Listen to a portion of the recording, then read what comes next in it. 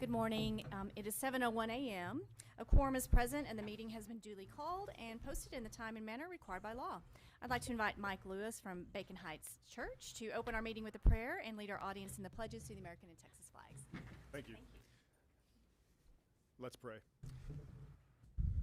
Heavenly Father, we give you all the glory, honor, and praise this morning. You are our Lord. You have all the authority, power, and control in our lives, in our community, in our world. We thank you for your past goodness and blessing, both in our individual lives, in our community, and upon the Lubbock Independent School District. It's an exciting time of year, an exciting season as students are registering, bands are rehearsing, principals and teachers are preparing, and this board is leading.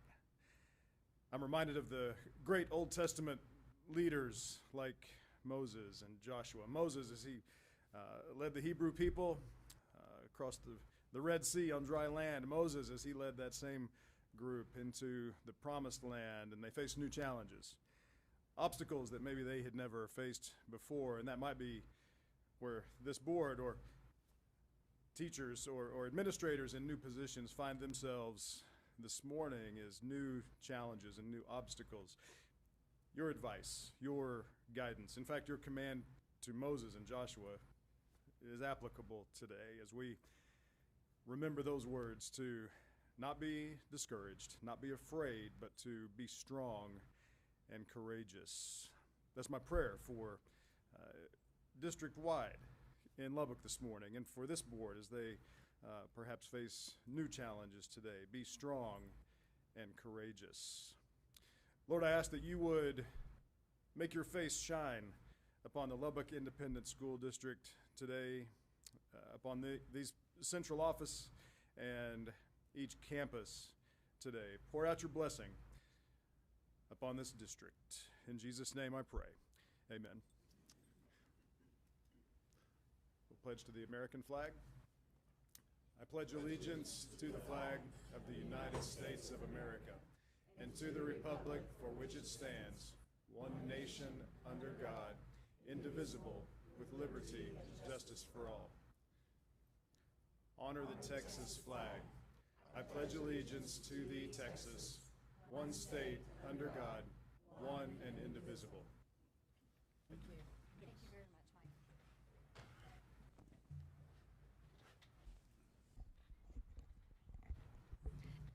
Mike. An executive closed session will be held under the provisions of Texas Government Code, Chapter 551, 7:04 a.m., and we are adjourned to closed session.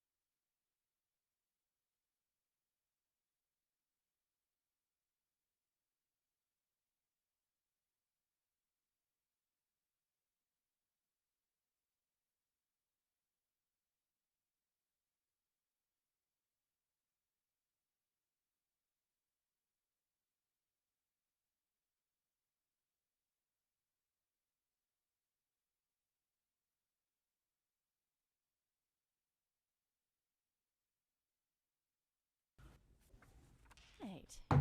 It's 7:33 a.m. and we are reconvened from executive closed session. Do we have any actions following closed session? We do. Trustee Ratliff. I move that we hire Sarah Alvarez as the principal of Centennial Elementary School. We have a motion. Is there a second? Second. All right, thank you. We have a motion and a second. All those in favor, please say aye. Aye. Any opposed, same sign. Motion carries unanimously. Congratulations, Sarah.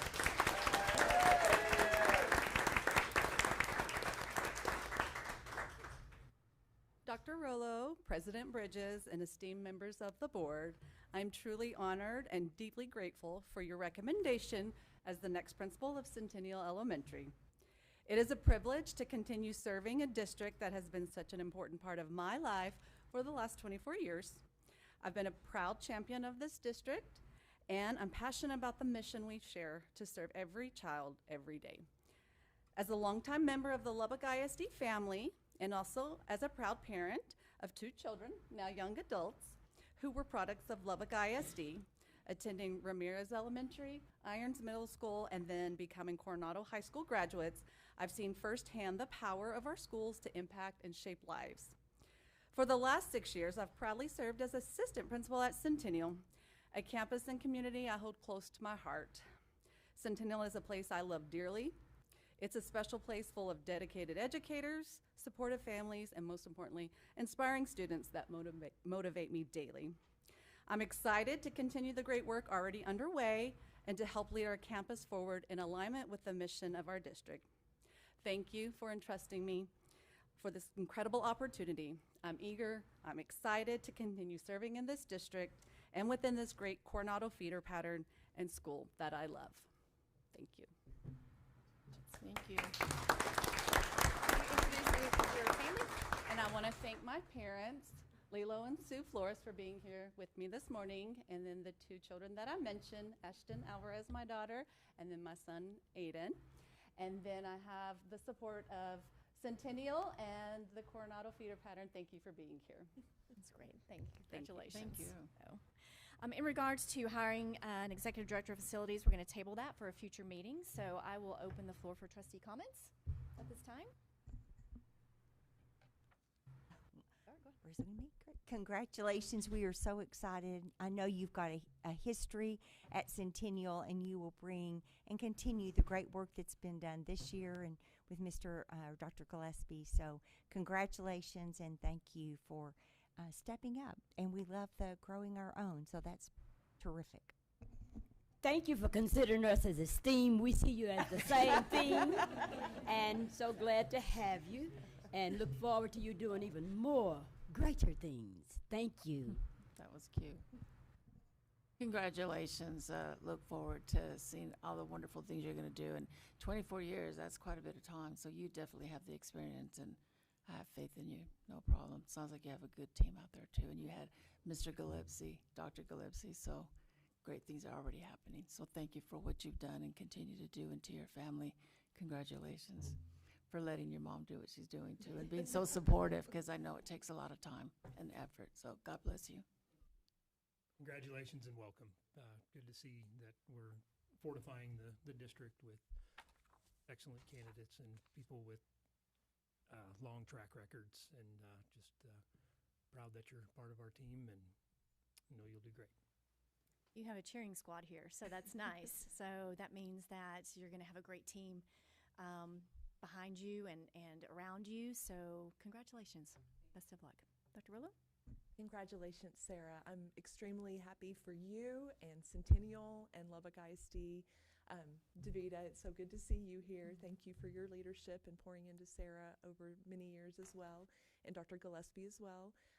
We know that good things are going to happen and continue to happen at Centennial. Amen. So now it's picture time. So we'll take a short recess so you can come up and get pictures and do all the fun stuff. We'll be back in just probably about 5 minutes.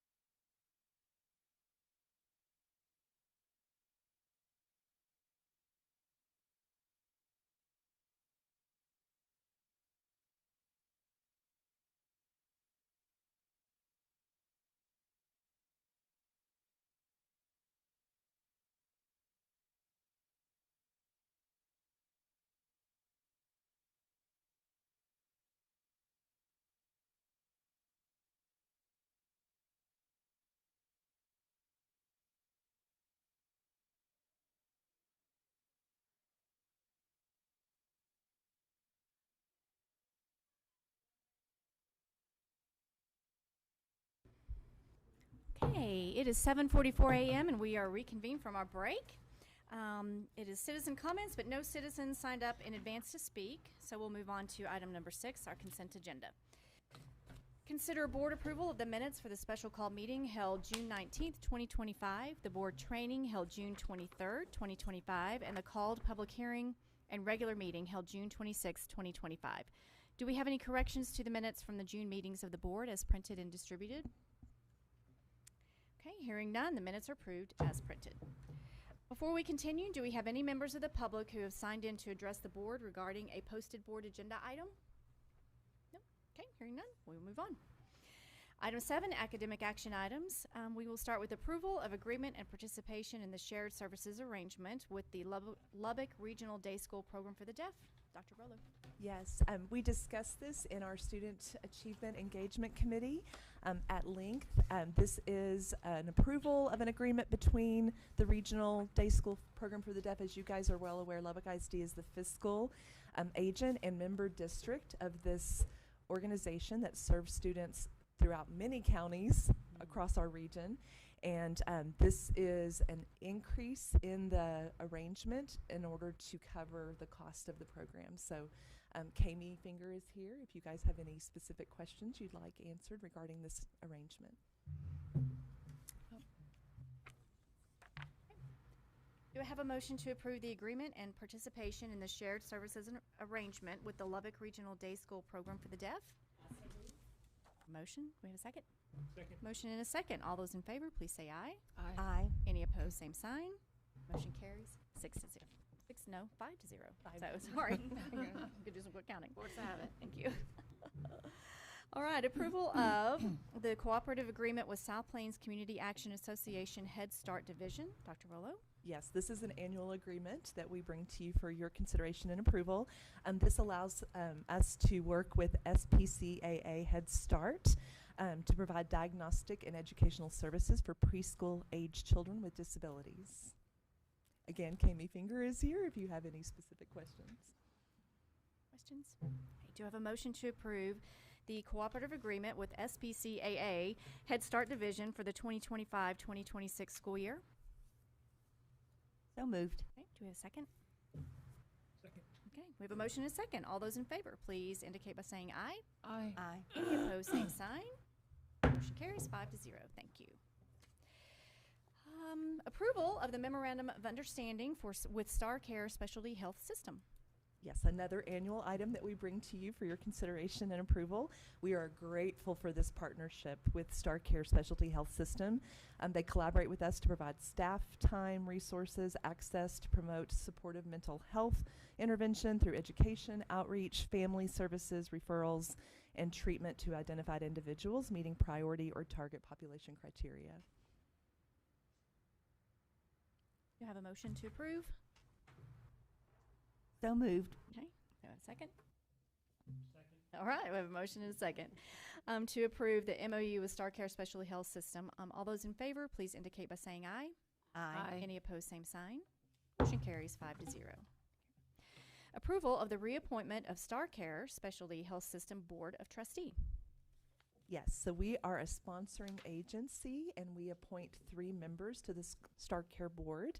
And Susanna Cisneros, her term expires on August 31st of this year, and she is willing and eligible to serve another term. So we're asking for your consideration and approval of her to serve another term on the Star Care Board. Okay. Do I have a motion to approve reappointing Susanna Cisneros to the Star Care Specialty Health System Board of Trustees for the 2-year term indicated? So moved. Second. Okay, we have a motion and a second. All those in favor, please indicate by saying aye. Aye. Any opposed, same sign. Motion carries 5-0. Approval of the TEA Corrective Action Plan Agreement. Dr. Rollo. Yes, so this was also discussed at length in Student Achievement and Engagement.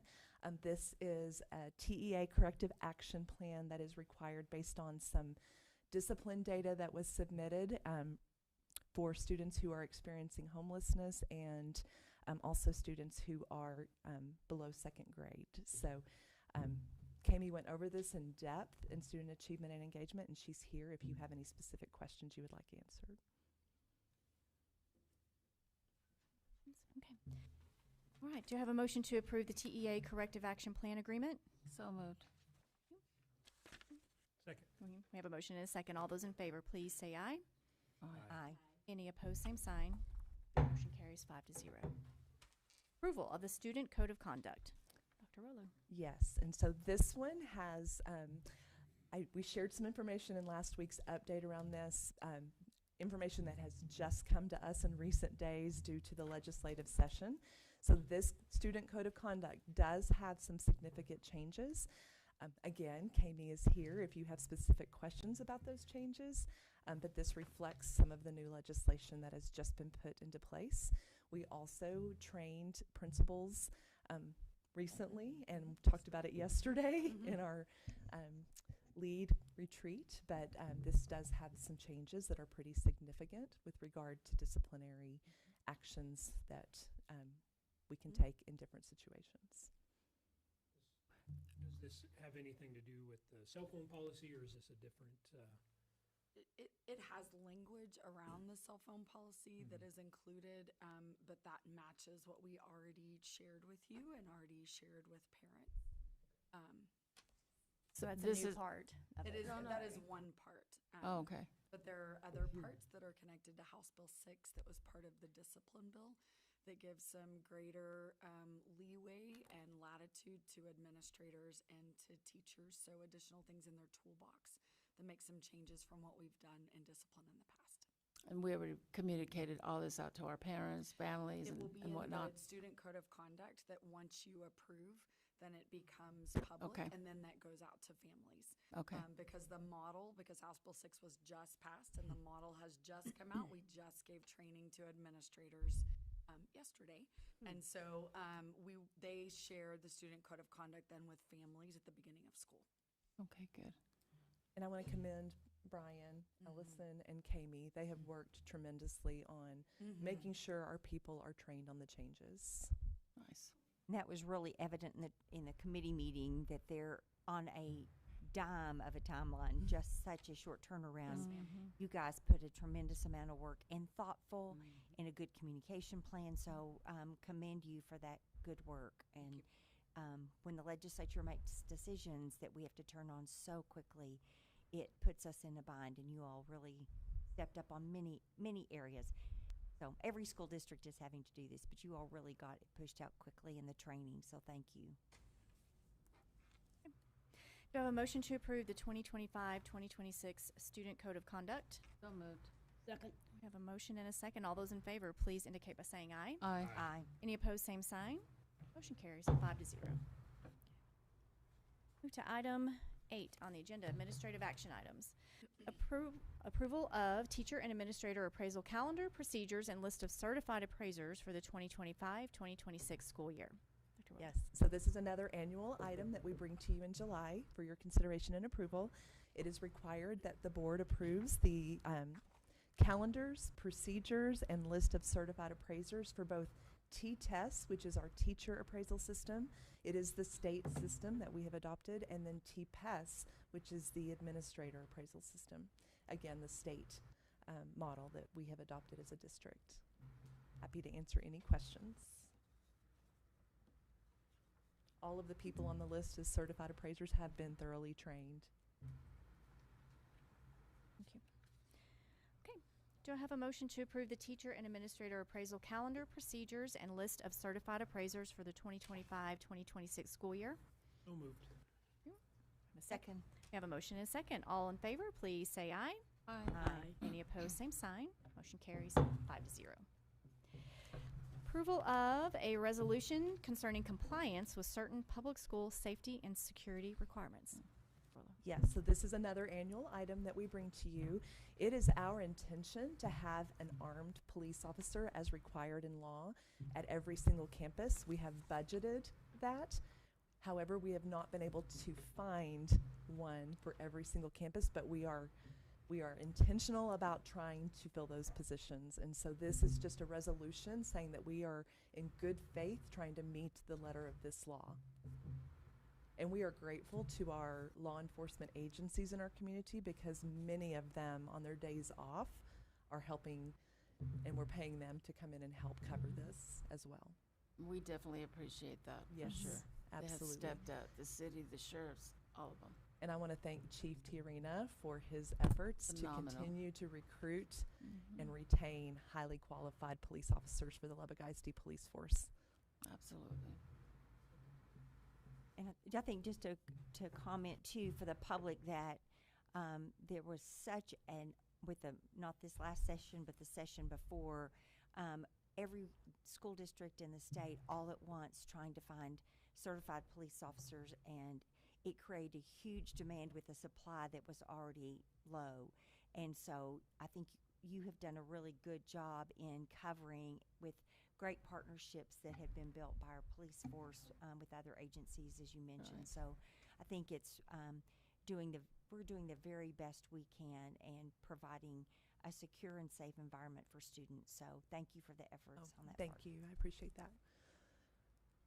We've more than doubled our police force in the Yeah. last few years. Mhm. So And always on the recruitment trail. yes. Yes. Right.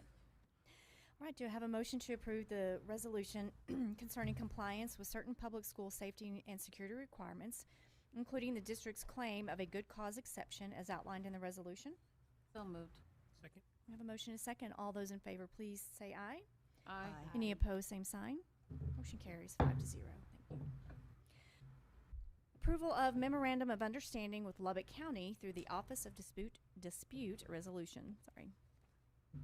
Is that right? That's right. Mr. Rodriguez, sorry. Ma'am. Good morning, President Bridges. Morning, Board of Trustees. Great to see you all. We're bringing this MOU for your consideration this morning. As you know, we work diligently at trying to improve student attendance because better attendance equals better instruction equals better results. And so in an effort to move in that direction, Tim Andrews and his team, our attendance officers, been working towards trying to find better ways, more efficient ways to work with our parents.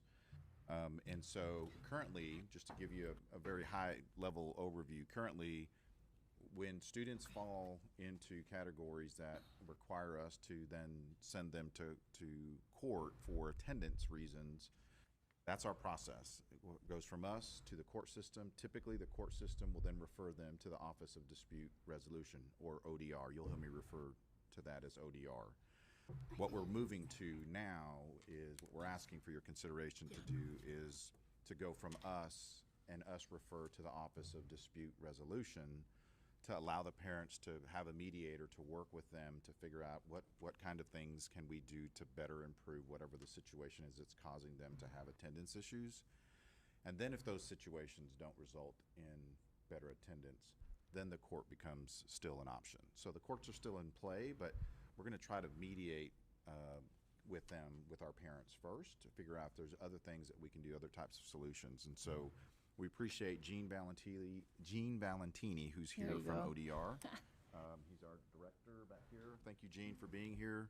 And again, I would be remiss if I didn't thank Tim and his team, the attendance officers and attendance clerks, working diligently towards trying to find whatever way we can do to better work with our parents, understanding their circumstances many times out of their control. And so what kinds of things can we do? And again, I think the Office of Dispute Resolution will help us instead of directly sending parents to court to start working that out. So I'd be happy to, either myself or Tim is here to help us answer any questions you It guys sounds like may it have. would streamline that process quite a bit and shorten, the time it takes to, I agree. for I all think- parties to have to deal with that. I think the resolution that the courts typically, and I'm speaking off the cuff, but I think is either fines or go to ODR. And so instead of fines being the first option to be considered, let's work with ODR first and see if there's things that we can put in place. They have other resources that they can pull from. And so hoping that we can find resolution and not have to work through their court systems at all for attendance. They also do the teen court as well. So there's a lot that organization does as well. So, and I'm really proud of it. It's worked for our district. So, and I understand we have other districts that are going to be jumping on board to do the same thing, modeling from us. Correct, Gene?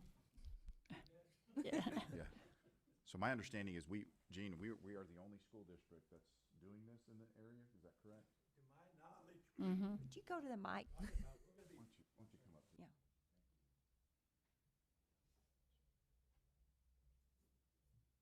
Based on what we are talking about, we're going to be the pathfinders. That's right. I don't know of any other district in the state that's going to have the initial interaction level that we're planning. Right. So I'm really excited about it. Most of it is, as he was talking about, is at court. We're going to try and be as proactive as we possibly can. Thank you for all you guys have done. Thank you. Any other questions? Not yet. Okay, do I have a motion to approve the MOU with Lubbock County through the Office of Dispute Resolution? I so move. Second. All right, we have a motion and a second. All those in favor, please indicate by saying aye. I Any have to- opposed, same sign. Hold on. I need to recuse myself. I'm on this board, so I can't vote, but no, my heart is there, so Oh, okay. that's the only reason I'm recusing. Other than that, I would have voted for it, but, Okay. so I'm recusing for those reasons, okay, guys? Noting that Trustee Chavez is recused from this particular motion. All those in favor, please indicate by saying aye. Aye. Any opposed, same sign. Motion carries 4-0. Okay. Approval of the revised 2025-2026 board meeting schedule. Dr. Willow. Yes, so you previously approved our board meeting schedule for this upcoming school year. Since that time, we found out that a law was passed in the Parental Bill of Rights that we may not have a board meeting during working hours. TASB has advised us that working hours is considered 9 to 5. And so this revised schedule, which we have presented to you a couple of times, the workshop meetings will continue to be at 7 a.m., but the regular meetings have been moved to 5 p.m. outside of working hours. Are any of these subject to change? If we change, we'll One or need to the bring other. it back to vote. Right. Yes. Okay. So our August, as we had previously approved, will stay the same, but starting in September, you'll see the changes in times. Okay. And then upon your approval, we'll change the calendar invites and make sure everybody has these on their calendars. And the workshops will be at what time? Workshops are at 7 a.m., but we'll Okay. need to finish by 9 Okay. because those are posted open meetings. Our committee meetings are not on here, but those are 7:30 to 9 in most cases. And then regular meetings or combined workshop and meetings Mhm. are all beginning at 5 p.m. Works for me. And the consensus was, I knew we'd had some conversation about 5:30, but the consensus was 5 was. That was better the time. feedback I received from you Yes. guys in Okay. committee meetings. That's correct. Do I have a motion to approve the revised 2025-2026 board meeting schedule? So moved. Second. We have a motion and a second. All in favor, please indicate by saying aye. Aye. Aye. Any opposed, same sign. Motion carries 5-0.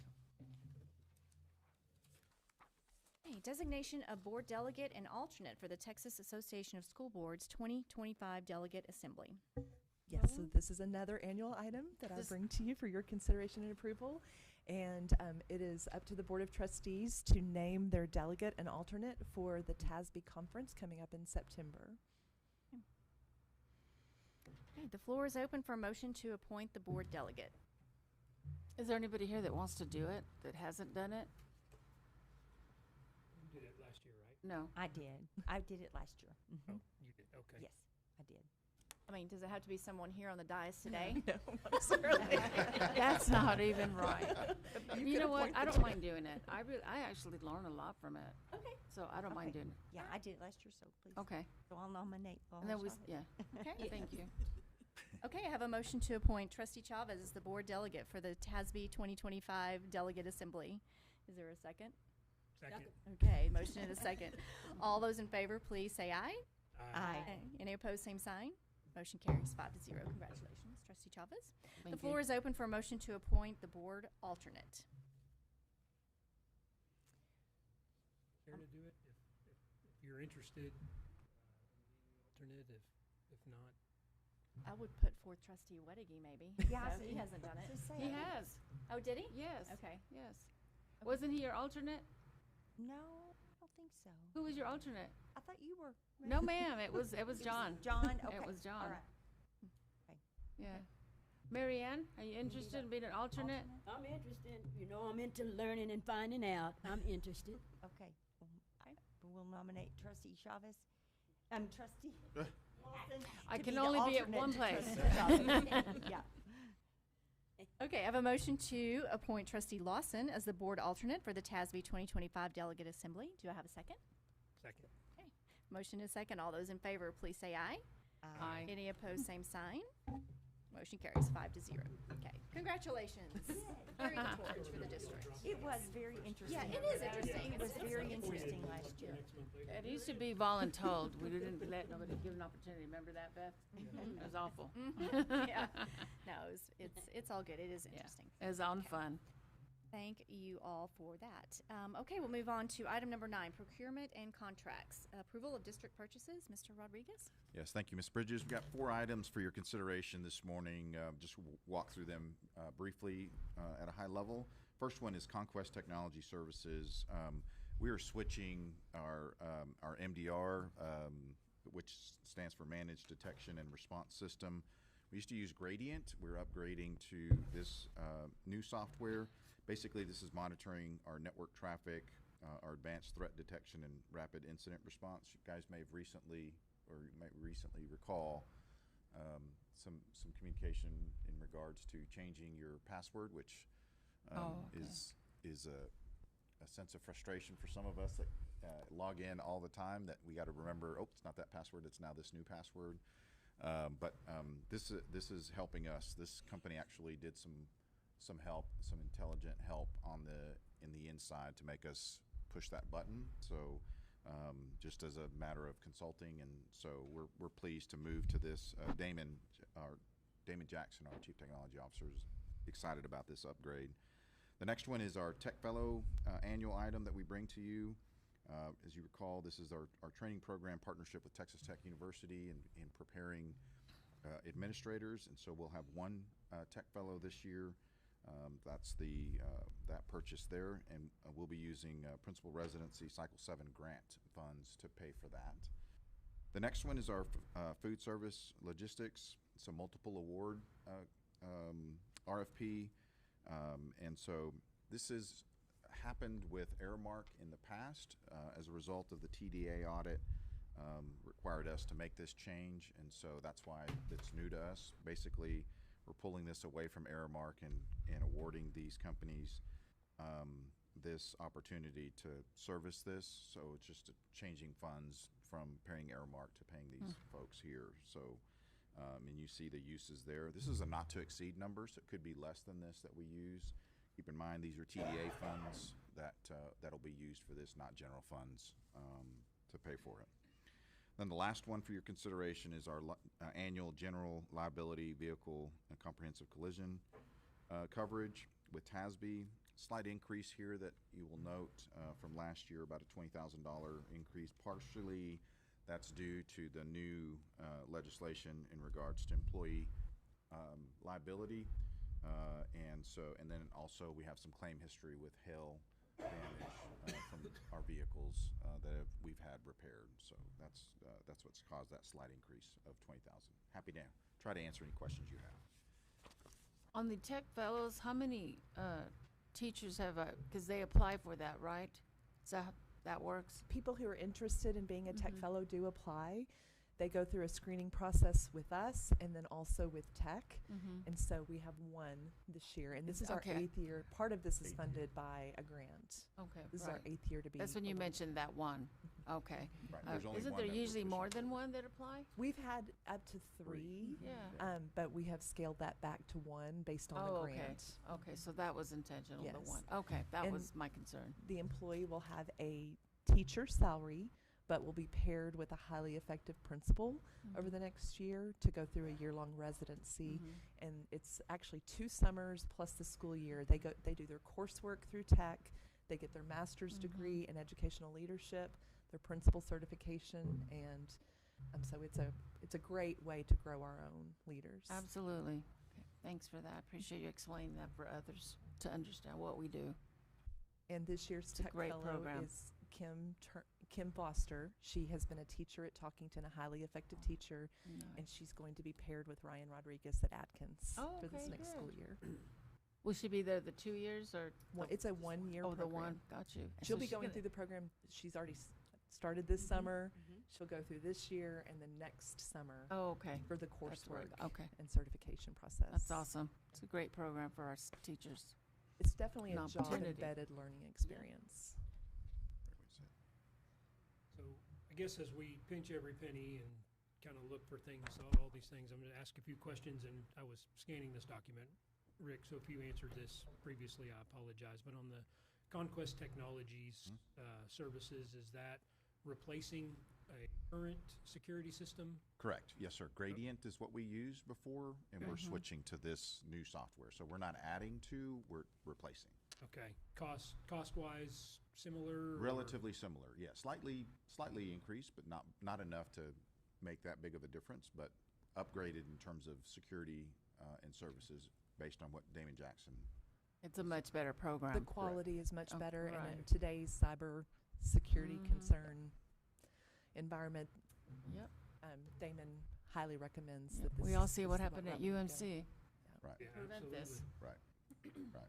And then on the food service logistics, that's outside companies that they're contracting instead of Aramark, That's correct. In lieu of, so that, I think I heard you say the funds then are just being, instead of being paid to Aramark, they'll be paid to these providers instead. Correct. And again, as a result of the TDA audit, they recommended, or required, actually, not recommended, required this change, so.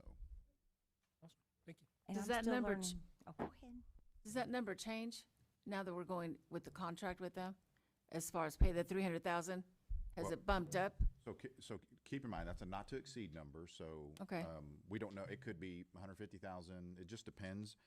As you read the description there, if we have a freezer that goes out. Yep. We call these folks to go in and pull our food so that Okay. it doesn't go bad and move it to a good freezer. Aramark used to do that for us. Now we can't do that, so we're switching to these companies.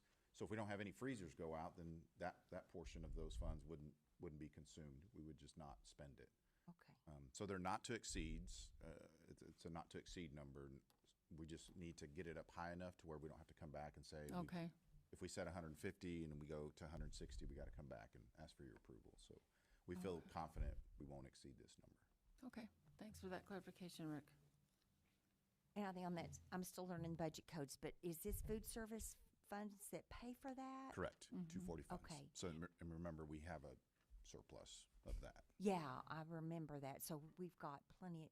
It's not coming. I knew it on 199. So coming out of food service money to do that, where we've got, again, in Jason's pinching. Yes. I know y'all are doing too. And so explain a little bit more. It says allows for daily food deliveries throughout the district. So we move food around, but they don't let Aramark do that. I can get clarification from that as to Okay, what if- type of food that we're moving around. If it's commodities that we're moving from this school because this other school needs more hamburger patties or whatever, that Okay. kind of movement. But we're not talking about cooked food, like Okay. catered food. That's not what we're talking about here. Okay. Okay. Frozen Right. food? Inventory, basically. Yeah. It's Correct. Inventory Inventory. management. Correct. Okay. That's a better way to say it. Yes. Okay. Inventory I sh- management. Didn't understand. Yep. Thank you. That's a good question. Yeah. Any other questions? Do I have a collective motion to approve the district to approve the district purchases as presented? So moved. Second. All right, we have a motion and a second. All those in favor, please say aye. Aye. Aye. Any opposed, same sign. Motion carries 5-0. Now we'll move to approval of district contract renewals. Mr. Rodriguez. Thank you. We have two items for your consideration this morning, contract renewals. One is you're very familiar with, communities and schools. Long description there, but bottom line, 25 elementary schools, 9 middle schools, 5 high schools, and then Priority Intervention Academy is also included that are currently working with communities and schools. Y'all are familiar, again, very valued partnership with this program, this company, and so we're pleased to bring that for your consideration. And then the second one is another annual item. It's our printing services, the lease for the printing equipment. As you recall, we were outside the regular contract. We had a 2-year extension. This is year 2 of 2 of the extension. So if we're going to continue under that, we'll have to come back a year from now and ask for another extension, or we'll go out to RFP for printing services again. The value of keeping that current contract, the equipment was still very good, so it really was in our best interest to extend the agreement. I don't know if that will be in that same place a year from now, in terms of the equipment. Oh, I see. Okay. And I don't know that this, I can't quite remember, but the communities and schools, so there was some federal funding that was pulled, but then put back, but then, Yes. does that impact that? Most particular- of this is funded through Title I Part A, which has not been frozen Okay. at this time. There is another part of title money that is specifically designed for the ACE after-school program. That's a Title IV. That is frozen right now. We are hearing that those funds are going to be released, but they have not officially been released yet. But we're bringing this to your approval so that we don't have to come back and ask for it later. But Title I Part A, which is the vast majority of this, has not been frozen at this time. Will you explain to other folks what the ACE program is? ACE program is an after-school partnership that we have with communities and schools where they come in. You can see the campuses listed. It is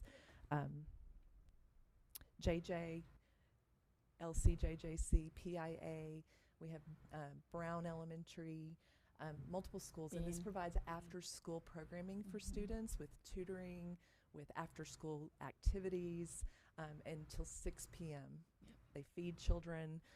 It is a program that a lot of our families count on after school. So if that money is not released, we're going to have a lot of families in our community impacted by that. And it is And I much believe- needed. We definitely need it. Communities and schools is actually stepping It is up the and helping. #1 dropout prevention program in the country. Yep. And we're grateful for our partnership with this incredible organization. And we started that pilot program how long ago? When we first started the ACE. The ACE, it's a grant Right. that I believe we're in year 2 or 3. 3. 4? Five. Five? Five. Oh, wow. Thank you, Ken. And I want to thank Ken because Yes. his department has been crucial. And Ken actually Yes. serves on this board, on the Communities and Schools board Mhm. right now, representing the district. Yep. But it is an incredible program. We have on-site coordinators who are at the school. They are employees of Communities and Schools, but they can do things for kids that our employees either don't have the time to do or cannot legally do. They can take kids for doctor's appointments with parent permission. They can help them get glasses. They provide tutoring and mentors. They coordinate volunteers on campuses. The on-site coordinators are there during the school day, and then the after-school program coordinators are there after school from the time school lets out until 6 p.m. Thank you, Mr. Cazares, for what you have done with this program. It's been beneficial. I've been there, I've participated, I've attended, and to all of the schools that you guys have had it at. So thank you for doing that. And yes, we need this program back somehow, some way. Yeah, and I know we've talked about communicating that to our congressional representative. Yes, we have a meeting scheduled next week. With Next- Jody? Yes. I believe you all Okay, told good. us in committee that just the ACE program, not even talking about communities and schools, but ACE serves 1,000 students. Is that correct after school? I believe that's what you all said. 700 to 800 students. Right. And so just thinking about the impact of that Yes. on families and on children. That are counting on that for after-school care. They are.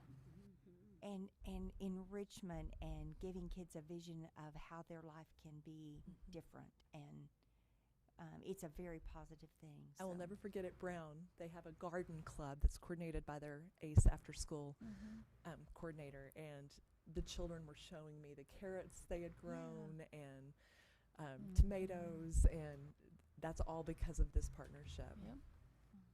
Life skills, yeah. Yes. Do I have a collective motion to approve the district contract renewals as presented? So moved. Second. Oh, we have a motion and a second. All those in favor, please say aye. Aye. Aye. Any opposed, same sign. Motion carries 5-0. Approval of district construction purchases. Mr. Rodriguez. Yes, ma'am. Thank you, Ms. Bridges. So one item for your consideration, as y'all recall, we're moving through our procurement process for the bathroom renovations at Irons Middle School. And so we've gone through the delivery method, and now this is the actual cost for renovating those bathrooms. Keep in mind, I know we talked about this in facilities and in post-facilities. I did have a conversation. This dollar amount also includes contingency. As we sometimes dig into bathrooms, especially, we wade into things that are not expected. And so these funds do include, this dollar amount does include some contingency funds in the event that we discover something that we need to go in a little deeper. So Yeah. just wanted to clarify that moving in. And then if that doesn't happen, then those contingency We don't spend that funds- money. That's correct. That's correct. Yes, sir. Okay. We're going to hope for that. Yes, we cross our fingers every time. Not Yeah. just this time, but every time. Right. But that's good planning. But we did talk about that at committee, so thank Yep. you for that clarification. Yes, ma'am. Do I have a motion to approve the district construction purchases as presented? So moved. Second. I have a motion and a second. All those in favor, please say aye. Aye. Aye. Any opposed, same sign. Motion carries 5-0. All right, we will move into the workshop portion of our agenda. And first up, and we'll give a few moments for setting up, we'll have the first reading of the TASB policy updates 124 and 125. And since we had a busy legislative session, there's probably quite a bit. These are actually This not is from not. that session. Oh, we don't have so those yet? We don't Okay. have those yet. Still working on those. Yes. That will be a Okay, big we have that one to look comes forward to to. That'll be a Yes. that'll be a one item workshop. Right. Yes, That's it. exactly. That's all we'll be able to Those do. workshops from 7 to 9. Exactly. So this is actually update 124, and we will also talk about update 125. These are not from the current legislative session. TASB is rolling those out, the pieces that we need to have before school starts, we're getting as one-off pieces. And then the big update will not actually come until October. So these are what they call cleanup updates that are from previous sessions, other executive orders, other pieces, and they're just doing cleanup to get them through. So we will bring these, they have been part of your superintendent update, but we will bring these in August for your approval after we've had first reading and an opportunity for you to ask any questions or for clarification. And we'll continue to put these in the superintendent update each week. Oh, and we're not showing up, so we're gonna give just a second and stall. So we'll put those every week on Friday in your superintendent update, or Thursday.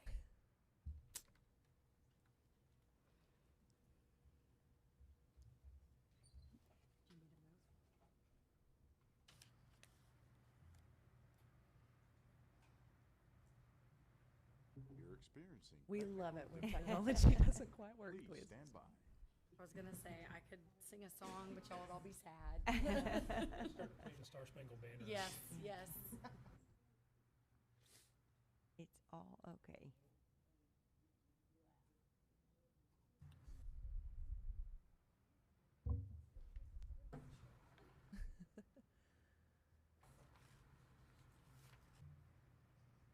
And if we can't show it on the screen, you guys Yeah, we have had it in this your update. presentation, yeah. Yes, we're So good. Misty can just talk through. Yeah, the that'll be pieces. Do you want to go ahead and just? Yeah, I'm happy to. Okay. So the first one, I'm gonna click just for Grin so I can see it on the big screen. The first one we're gonna talk about is the fiscal management goals and objectives, financial ethics. This is CAA local. The biggest change in this is that instead of saying it is a superintendent designee, it says it's the superintendent. That's the only update inside this one. It's just renaming language and clarification. The next one is CDA local about investments. This again is also just a clarification that says that it's monitored quarterly instead of extending that monitor pathway. So a lot of these are language cleanups from things that have taken place over policy changes or practice across the state. The next one is CY local about intellectual property, and it is a language cleanup that says this shall be limited to district-related purpose. So it's about the ownership of intellectual property that an employee has, and it's about district-related things. The next one is on the employee standards of conduct. Again, a cleanup saying that employees are prohibited from possessing or using tobacco products, e-cigarettes, or electronic vaporizing devices while they are on school property or in a district vehicle. This is adding the extension to have e-cigarettes and some new, using more modern language ish, and what it is called as we move forward. The next one is EHB local, which is about a curriculum design and special programs, including the dyslexia handbook. Y'all saw this in the last update. We already put this across everything, but this is just adding it into EHB so that the cross-reference of curriculum standards match. The next one is EHBB, about gifted and talented students. And this is that the district creates systems and procedures to make sure that 100% of the state funds are allocated and used for gifted and talented students, which we already do. It's just matching what is already required. FFG local is about student welfare, child abuse and neglect. This update says that you have to make an oral report, and in that, on your phone call, you have to give your name and a phone number, but it's held in confidence. As you know, there was a legal update in this session that said you had to report in 24 hours instead of 48. Policy will update soon, but we've already trained our people and already updated that, and then policy will update in October to match that. It was 48 hours, Yes. and so now it's changed to 24 hours. I have a question about that. Yes. So if they did not report it within the 24 hours and they waited and did 48, it's not, That's new moving forward, just that you need to report within 24 hours. So but they'll still pick up the case even if they do Yes, do ma'am. it late? Yes, ma'am. Okay, so Yes, that was ma'am. what I was wondering. Yes, Okay. ma'am. They just reduced our expectation in the Okay. timeline. Yes, ma'am. Okay. The next one is GKA local. This is about community relations. So this takes the same concept about smoking and use of tobacco products and e-cigarettes and says it's also true for the community. Not just true for employees, but also the community cannot smoke or use those products on our district property, in a district vehicle, or at a school-related activity.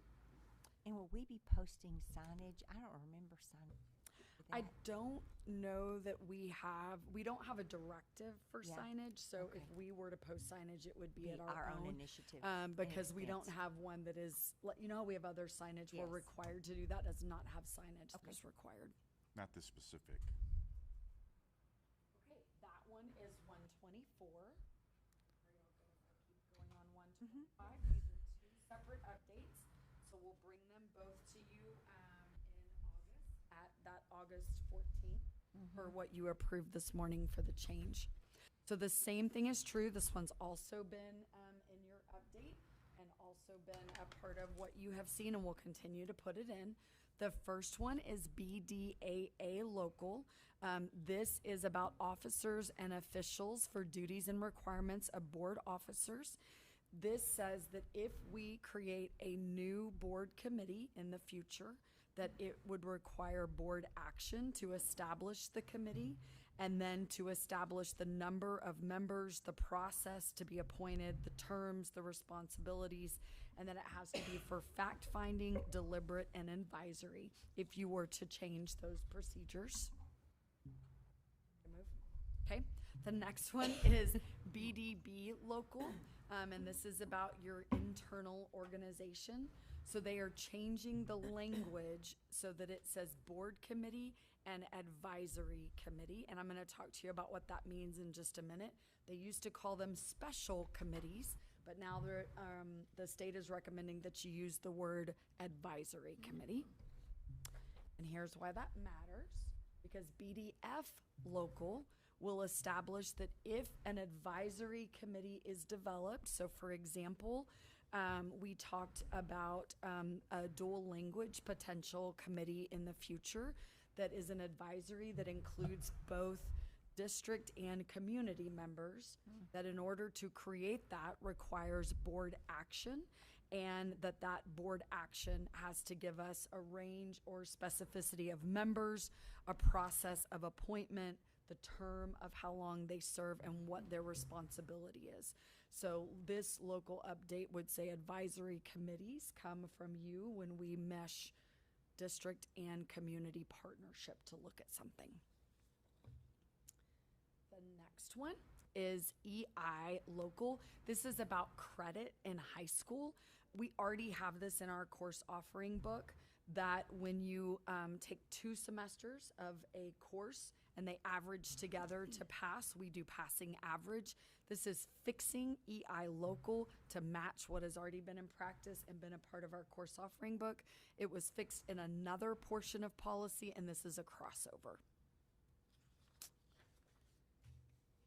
The next one is FDE local, about admissions for safety transfers, and you are required to add the word bullying as inclusion. We had already put this in our practice, in our student code of conduct. Again, it is fixing local policy to match language that was already in legal and already in practice. So it's just a catch to match everything. The last one is FFAC local wellness and health services and medical treatment. This one, we are still working with TASB on the recommendation.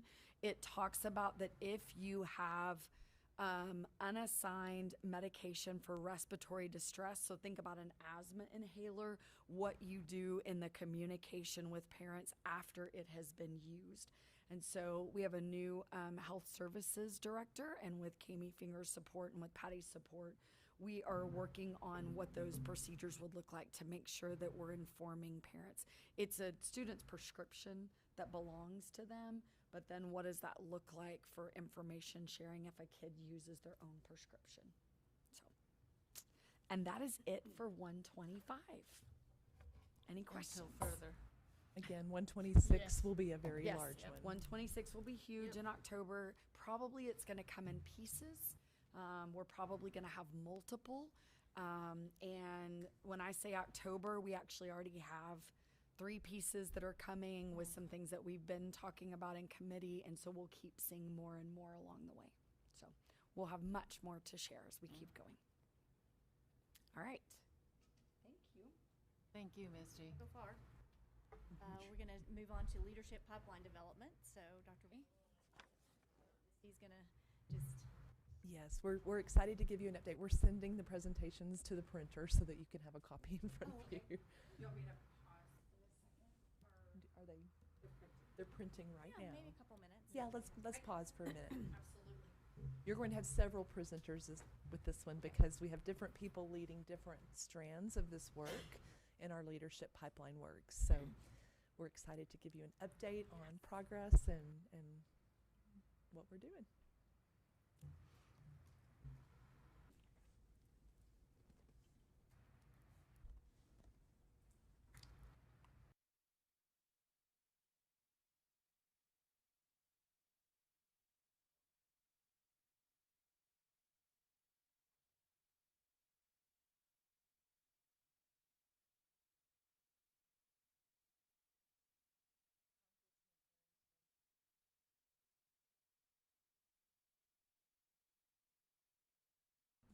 Specifically to talk about title funding and the impact that freeze has Thank you. for Lubbock ISD.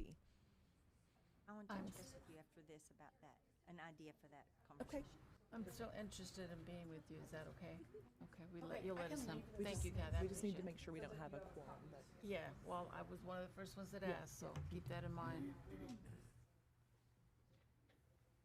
Yeah, we kind of are off a little bit with it, two bodies short.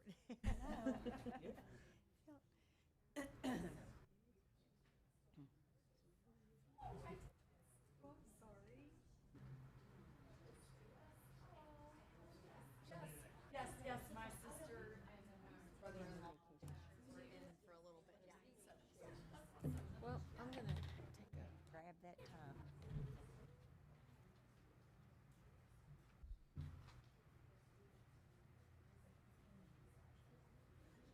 Yes.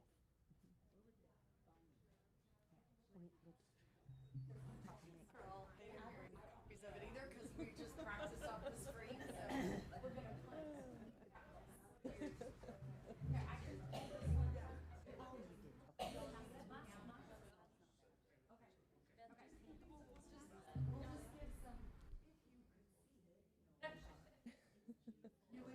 You gonna do any traveling this summer? This summer that's August.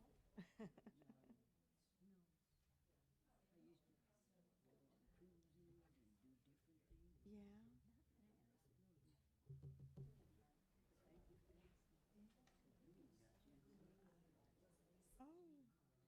think she sent both presentations to the printer.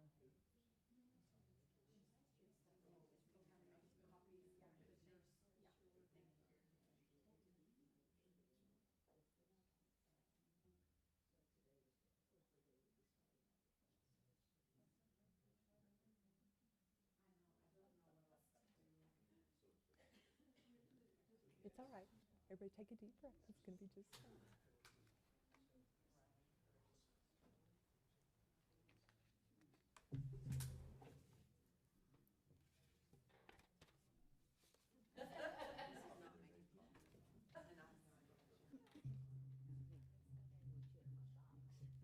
That's a good idea.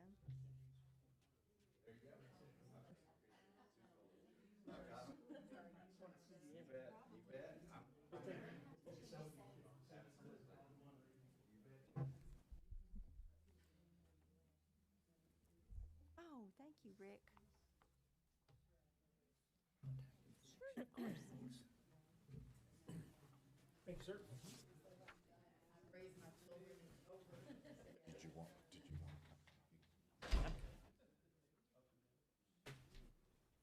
Thank you, Rick. Plan update as well. Okay, there's something in our folder, but. Yeah, it's not the Okay. presentation. Oh, it's the present, okay. We'll give one more minute for trustee Chavez to.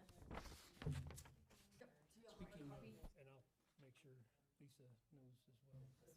Oh, you go ahead. Okay, yes, ma'am. Oh, Other than I'll have in the box. Okay, I'll go. I saw that. and Dr. Thompson will be doing several interviews and, gonna get ahead of the narrative. We've submitted an amazing proposal and they're just freezing us out. And so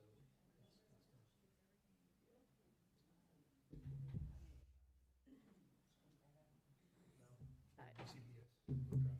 Yeah, but it's not great Okay. insurance. Yeah, that's okay. I know, yeah, it's just money. It's just money. Thank goodness it has pages there, ballots, but.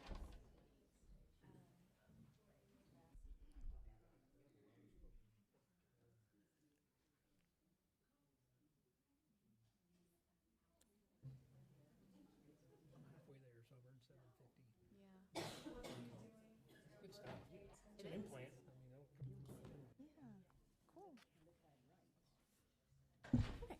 Oh, yeah, that's you. Nice penmanship. All right. Mrs. Reber, are you ready? Yes, ma'am. Okay, all right. We'll move on to our leadership pipeline. Absolutely. Absolutely. So we are really excited to share with you an update. We do a quarterly update on our leadership pipeline, and this is the opportunity that we take to grow leaders inside Lubbock ISD. And what we're most excited to share is as you look at the updates from all of these incredible project leaders and what their teams have done, but the incredible space to be able to say to people who think, I want to choose Lubbock ISD because they grow leaders. They grow an opportunity for people to learn, to come in as a teacher and have that chance to learn and grow and to become. And we give them the supports and the space, just like you saw today, as we are naming new principals and we are giving people that incredible opportunity. So if you will turn to slide 2, you see a slide that looks busy that has a blue circle in the middle that says district goal is 2-to-1 ratio of ready leaders. Our group today is going to share with you each one of these pathways. They're going to do it in less than 2 minutes each to share a little bit about the pathways that we're doing and the growth that you can see. If you'll look at slide 3, it gives you a definition of what those pathways are. So as we talk about our leadership definition, which is the foundation, we talk about our leader levels, which is how we define those roles and grow people. We're going to talk about vacancy planning and what we do in hiring and development. We're going to talk about structural roles. You've heard us talk about our 50-50 teacher leaders, and then that campus leadership partnership, where our campus principals go to the Holdsworth campus and have that opportunity to learn. The thing we're most excited about, though, if you look at slide 3, where it talks about our leadership pathways, This is the opportunity that when you enter the profession as a classroom teacher and you are part of the Lubbock ISD family, you have an opportunity to become a teacher leader, an assistant principal, a principal, and or a central office leader.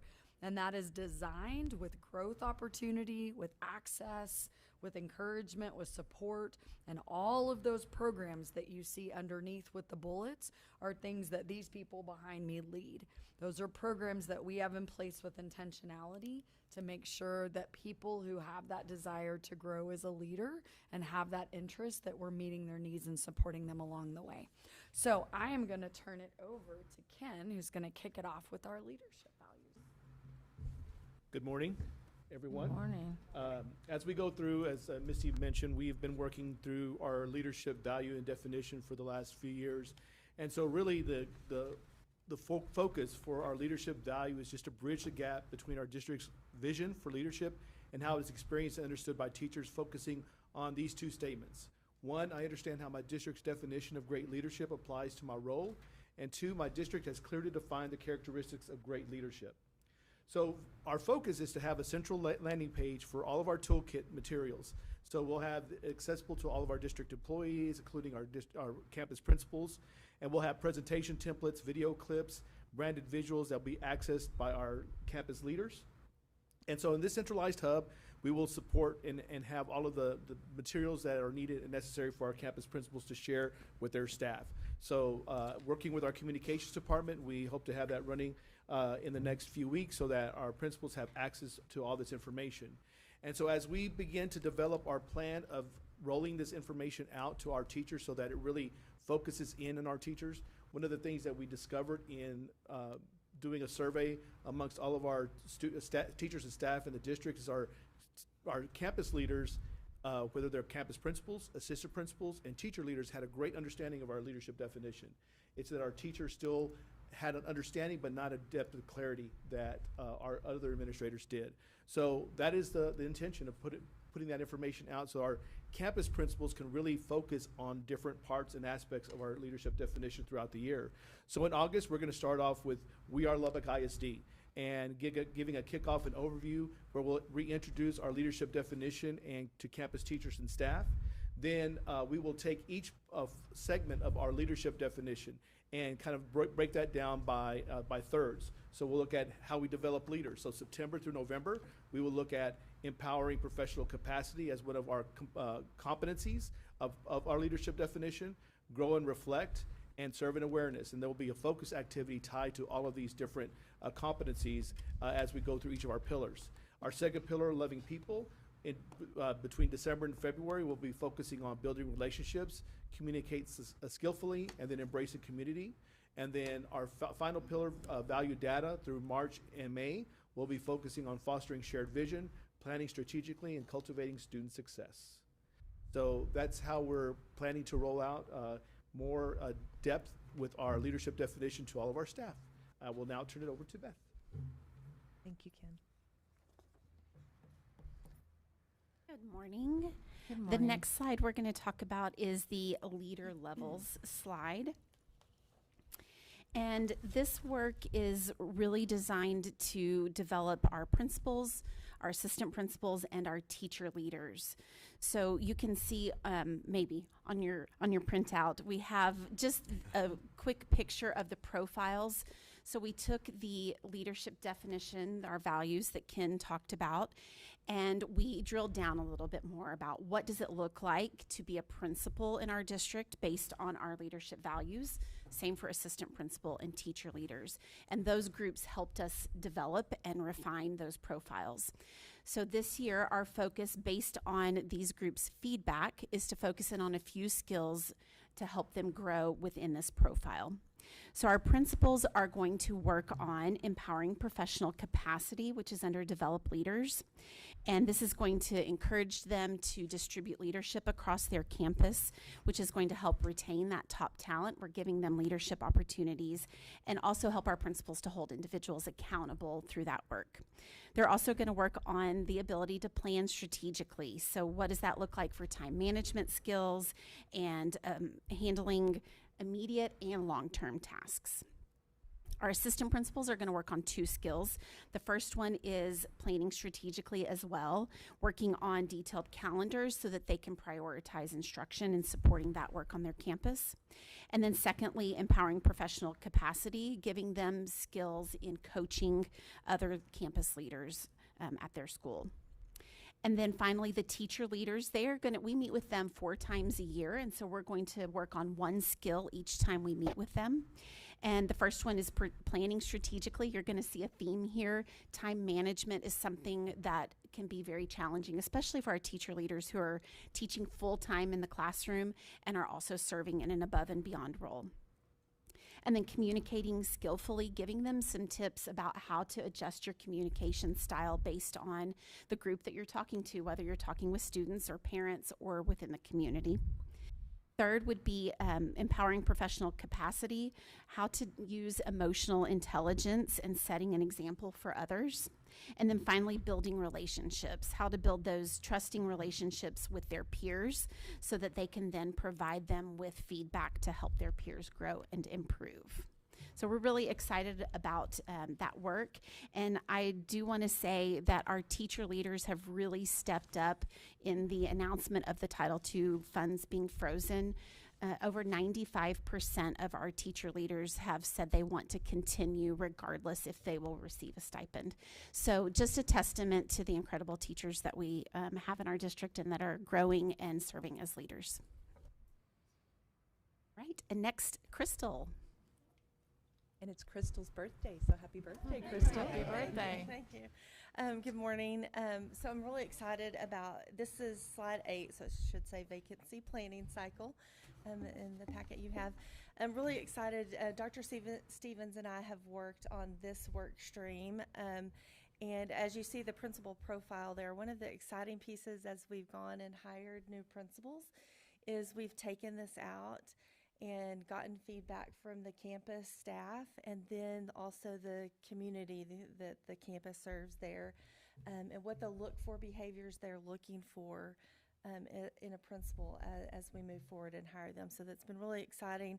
And as you can see there, our district goal of 2 to 1, which was already mentioned, I can say in almost every position as we've been working on this, we have had that 2 to 1 ratio. We're not quite there yet, but we're definitely working towards that. So the next thing you'll see is a graph to the side. It's not completely finished because we don't really have 25-26 data fully in there yet. But I wanted you to know, like, what we're working on is looking at past vacancies and then also moving forward our current vacancies and then what we project over the next several years. So as we come back for the next quarter, you'll see a graph that's more fully updated, but just wanted you to know what you could be expecting to see in the future. So the dotted line is the projection and the yes, solid ma'am. line Yes, is the actual. yes, okay, ma'am. I Yes, assumed ma'am. that, but yes, ma'am. Okay, next part of the vacancy planning cycle. So just a reminder, this work is not about selecting a future principal, but it's rather about talking about our pool of talent of people that we have in the pipeline ready. But we have talent talks beginning of year, middle of year, and end of year, and we're really looking at those candidates at the stretch activities that they've been working on, and then also like what areas of growth that they need to continue to work on. So as we have these meetings, we're really just looking at strengthening our leadership pipeline and talking about, okay, would this leader be potentially ready in a year, 2 years, 6 months? So again, it's not about selecting the principal, but more about talking about our internal candidates in that pipeline we have through the leadership pipeline. So, and then up next, I think, is Amy. Good morning. So as Crystal shared with you, we have revamped our hiring process just a little bit. We started that work last fall in conjunction with Holdsworth, and we have made some significant changes to that process. The one that we'd like to highlight for you this morning is the increased voice with our stakeholders. So we have gone back to our face-to-face campus meetings once a principal vacancy has been posted. We hold meetings on the campus, one with teachers and then one with community members. They look at that profile and they help us determine the specific needs of the campus. That helps us narrow down our candidate field. And then we have implemented a new step in our process, which we're calling the community interview. And that community interview is comprised of teachers and community members and either myself or Jack. And so we do a pre-screening interview with each of our candidates that have been selected to make sure that they're going to be a good fit for that campus. Now, once we find the perfect principal, we move on to our onboarding piece, and that's going to be on your next page. And so we started the onboarding work this past spring, and we are working on a 70-20-10 model. 70% of our learning will be happening on the job.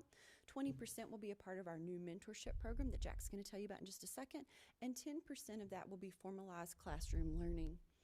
Our 70% starts the minute that they are named. So this morning after you guys selected Sarah Alvarez, an email immediately went out to all departments at central office so that we can make sure that we have a seamless transition and that she has access to all the things that she needs to be successful right away. She will then begin work on a 90-day entry plan where she will look at the successes and opportunities on the campus so that we can make sure that we have all the pieces in place. And she will also use that principal profile that the community determined to help make sure that we are meeting and aligned with the needs of that campus so that that principal can have some immediate successes. Once that has been completed, then the next thing that we're really excited to roll out, and we've actually rolled it out to all of our campuses, is our year-at-a-glance checklist. It's something that we've needed for a couple of years. Right now, it's actually 34 pages long, and so it is a weekly, monthly, daily look for principals to make sure that they're meeting all the things that they need. And they can personalize that for each of their campuses, but we're making sure that our new principals have that so that they can have a long-range and a short-range view of what's coming so that they can be prepared. So the mentor program is designed as to match new principals with effective mentor principals. So select principals applied as mentors. They were provided with training. Then they were matched with a newly appointed principal to meet monthly face-to-face to problem solve and just go through life as a principal.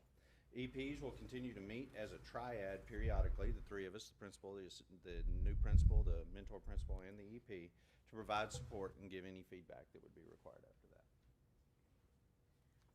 And our last piece on the next slide is the 10% on the job learning, or the 10% classroom learning, I'm sorry. And so we met this summer a collaborative effort between the academic and operations side of the house and wanted to make sure that everybody had a seat at the table. And so we did an intense 3-day onboarding with all new principals as well as our high potential principal candidates, so that they have everything that they need to know. How do you run PEEMS? How do you work through payroll? How do you navigate travel? So they had everything that they needed so that they could get started. We held an additional training in July, and that worked with our communications department and federal programs. We will have ongoing monthly trainings for our principals that will have timely topics of things that they're going to need to know at those times.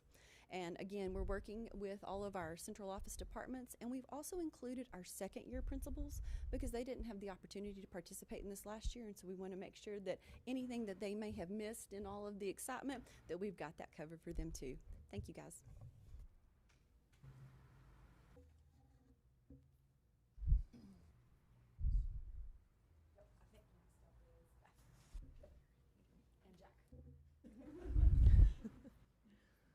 So the next thing we're going to talk about is how we are preparing assistant principals, current assistant principals, to step into the principalship role. And so our pathway to that is called the principalship. These are our high potential leaders.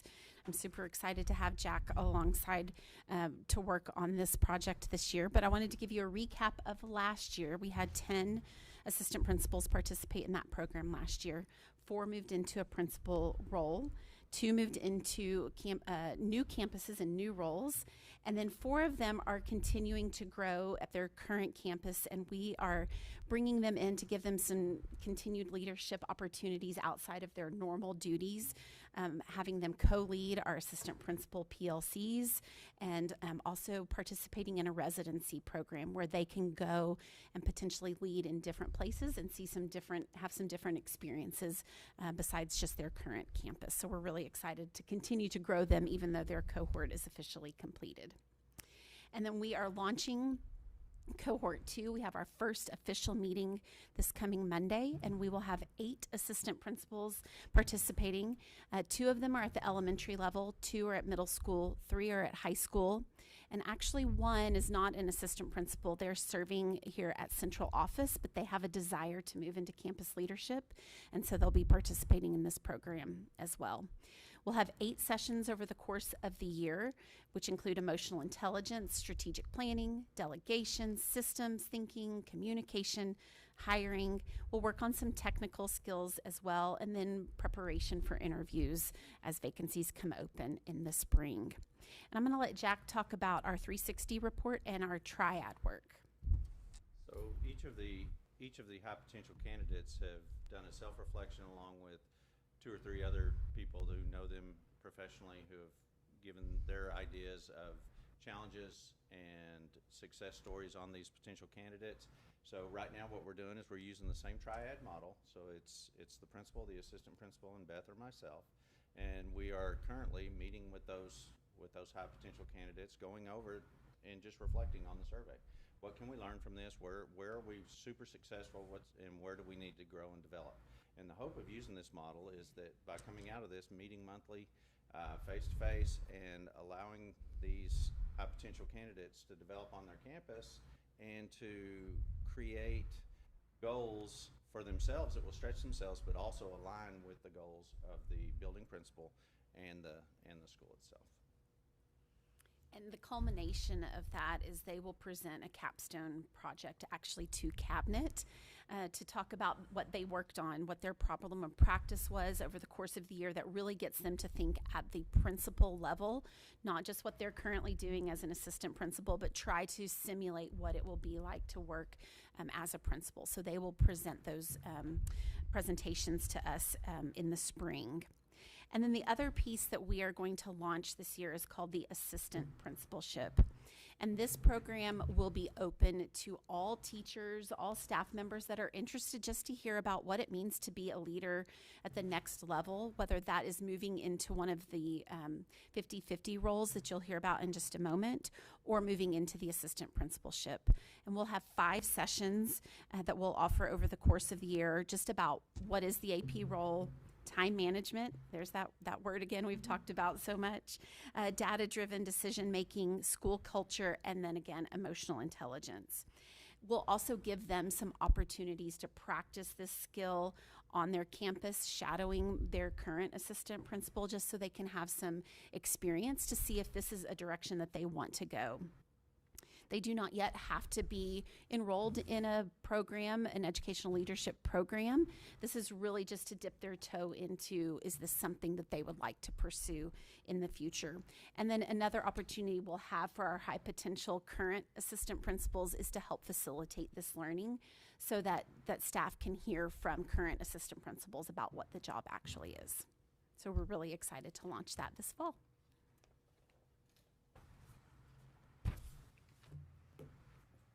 Good morning. Structured roles, as you've heard mentioned several times, is the 50-50 model of having teachers serve as 50% teacher and 50% instructional coach. And Robin Fulbright, Misty, Rick, and I have all led this work over the last year, where we've met monthly with our cohort 1. You can see those 6 campuses listed, being Miller, Atkins, Cavazos, Coronado, and Monterey. We met with the principals over the last year and really began developing what their model could look like, because it's going to look a little different on each campus. So this summer, we got to do the best of the work, and that is to begin working with those 16 50-50 teachers. They came in this summer in June and met with Robin and I and our Holdsworth partners and really began digging into just thinking of themselves as a leader, understanding kind of the shift that they're going to have to make in terms of their time, their skill, application, and their professional identity moving into this new role. So we spent 3 days. The first day was self. The second day was really about how do you work with others and lead others. And then the third day was focused on teams, because of course they'll be working with teams of teachers that they're going to be coaching on the campus.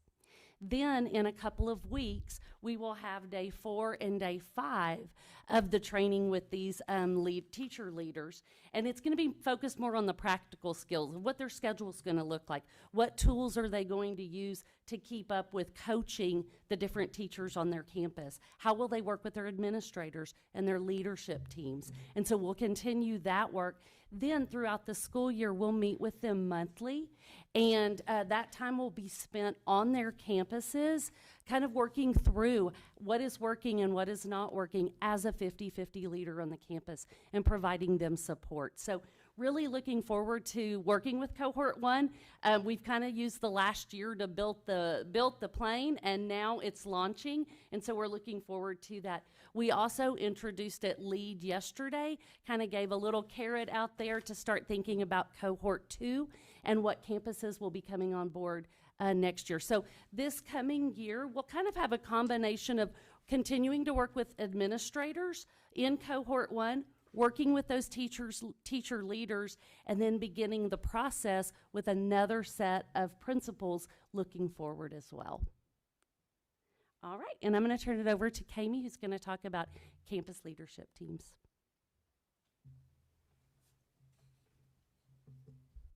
Good morning. Good morning. This last part is the campus leadership program, or partnership with Holdsworth.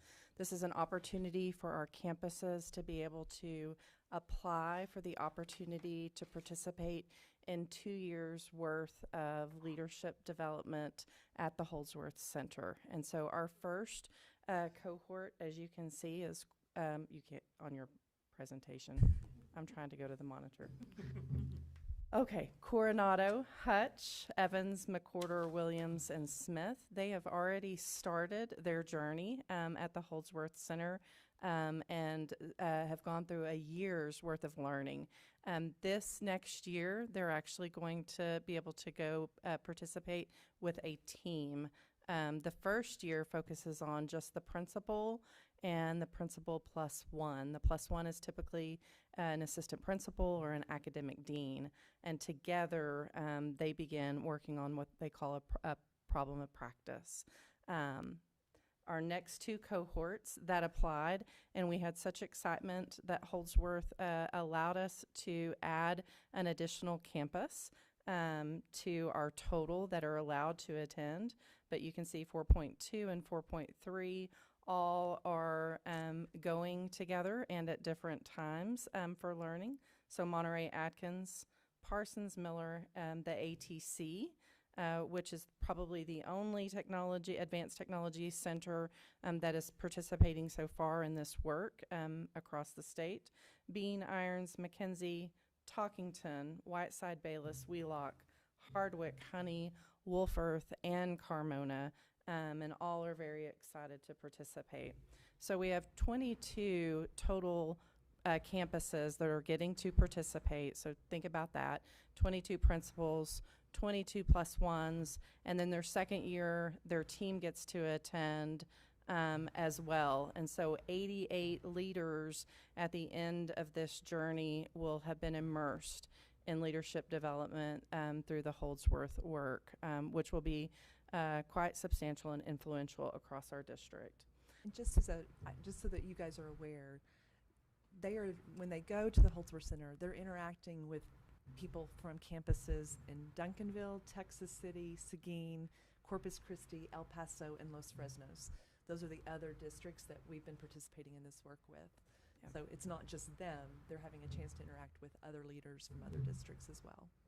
And some very comparable with the same problems that we face and challenges that we face in our district. So with that, they attend first and they develop a problem of practice. So between the principal and the plus one, they develop a problem of practice on their campus that they know that they need to work on over the course of the 2 years. And you can see from, this is our 4.1 cohort on your slide. That process from year 1 to year 2. So they start with the problem statement, they go through root cause analysis, they look at ideas that are going to drive change on their campus, and then they go through a process of planning and acting and doing, and going through that cycle of ensuring that problem of practice becomes something that is solvable and actionable throughout the rest of the time. They finalize their goal. They run 6 different development cycles to analyze and make sure they're on track. And then they reflect and develop a capstone project at the end of their time with their full team. And so it is a great process to go by, which they can replicate in future. They can use this process in their campus improvement planning, et cetera. The last thing that is highly beneficial is they are assigned an executive coach. So based on research, someone who is trained to coach at a very high level, who's outside of the school district, who can give them feedback in not only their problem of practice, but other things that may come up where they need a third party, well-trained coach to continue the work that they're doing campus-wide. And so all of them come back very excited and feeling like it is very valuable, meaningful to the work, and something that they can apply and work towards throughout the process. Can I ask a quick question before you move on? So I know we've had several principal transitions in as I look at these cohorts. How do the new principals who didn't start with that cohort, but the rest of their team did, how do they get caught up? Sure. So Mr. Perkypile is an example that he would have been coming in during the application process. They fill out a very comprehensive application where they've already identified their strengths and their weaknesses on their campus. They've already worked towards identifying some goals that they would like to work on moving forward. And so taking that and handing that over to like a Justin Newman and him picking that up along with the campus improvement plan and going with that information into their first learning, which has already occurred this summer. They just continue with that development. Written documentation that they can take it, and then in that case, obviously, was a lot of feeder pattern knowledge that they could apply. But Sure. but that does provide a process to catch them up. It's just like, oh gosh, we've invested, wanting to make sure.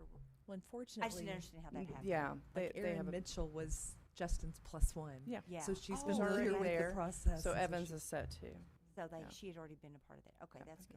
okay. Okay. Okay. I was just looking at several of these and going, oh gosh. Nope. So, Nope. Thank Yep. you. Yep, absolutely.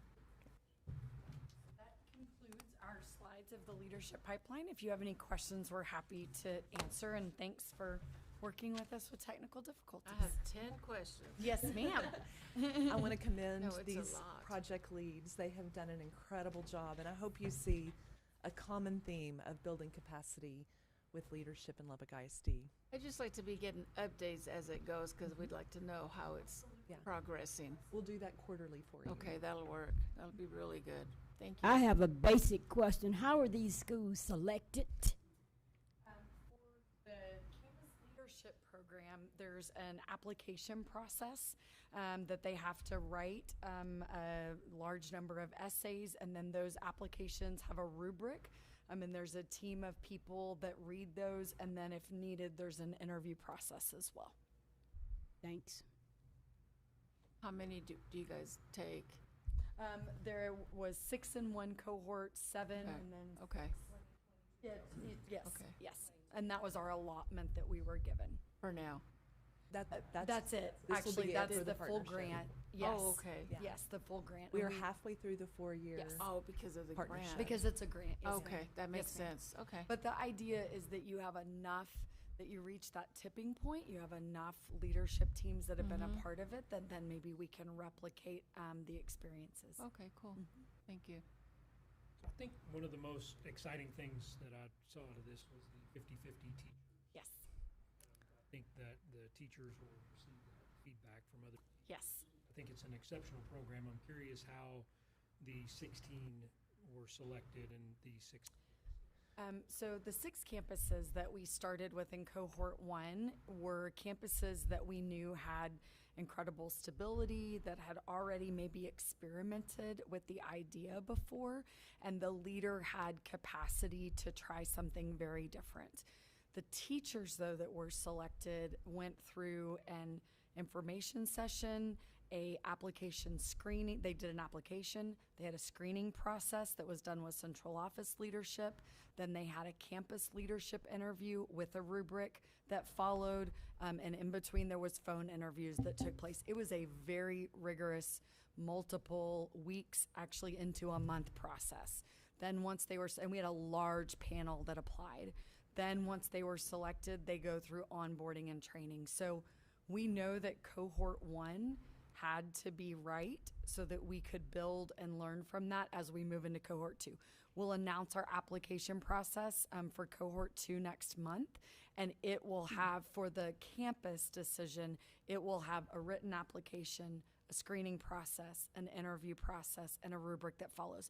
Everything goes in that same pattern. Will it follow the same size, 16 and 6, or will the number of cohort campuses we're looking at is 6. Okay. The number of teacher leaders fluctuates depending on the campus and their resources in Title I that they want to allocate. So that number 16 will fluctuate, and we're hopeful it will continue to grow as people know more about it and feel more comfortable with it.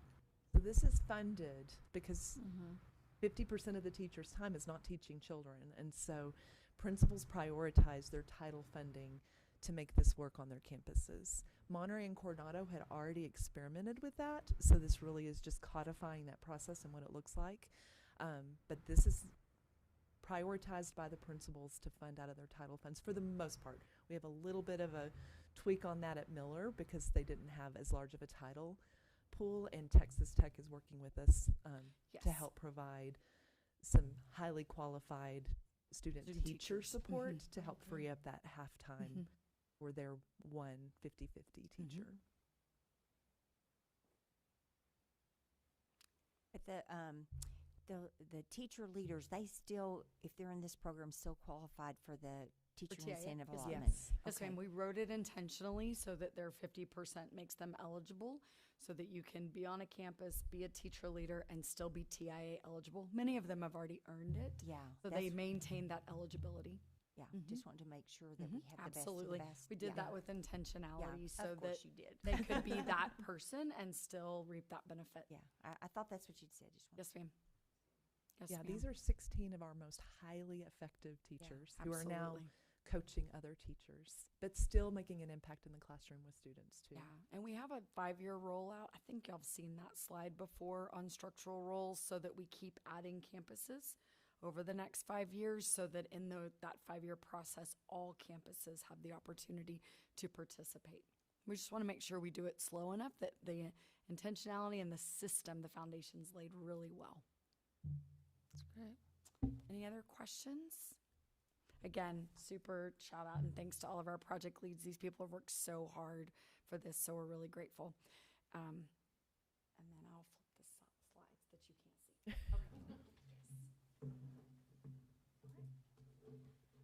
Lisa Thompson, please come talk to us about health plan update.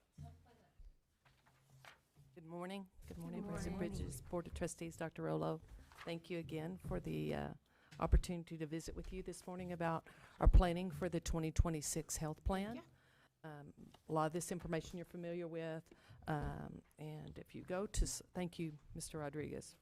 Slide 2 is the updated information. Again, this is familiar to you. We present this with more detail month to month at the board operations meeting. Our claims are trending around 11 million too for through May of this year. We like to see a maximum claims loss ratio of under 87%, so we're at 84.1, so we're hoping we stay in that area. You can see in prior years we were higher in that, and that obviously has caused us a lot of discussions for premiums and different setup. Page 3 or slide 3 is comparing year over year health plan projections and current fund balance.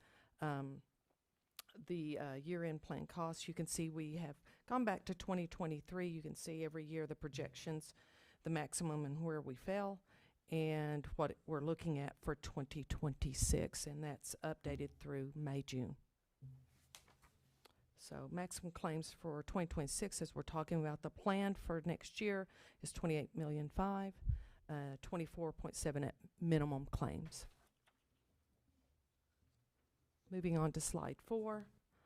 We'll be presenting in August our recommendations for final board approval for the 2026 health plan. You're aware that we bid out. We're required to bid out these every 5 years. For the clinic, we're finishing year 5, so we bid that out. But for the medical, dental, and prescription, we bid it out last in 22 for 2023 health plan, and we bid it out early as part of our due diligence to try to make sure that we do the best we can for our employees as well as the district on costs and fees and coverage. For the board, you'll consider recommendations about the zero copay clinics, the dental plan, the medical plan, and the prescription drug plan. You're aware of the proposals that we've received in our recommendations. And again, those final recommendations will be at next month's meeting. We did successfully issue best and final offer letters and had those responses in which we were able to reduce the fees quite significantly, as I reported at the last board operations meeting, and we'll continue to work on those.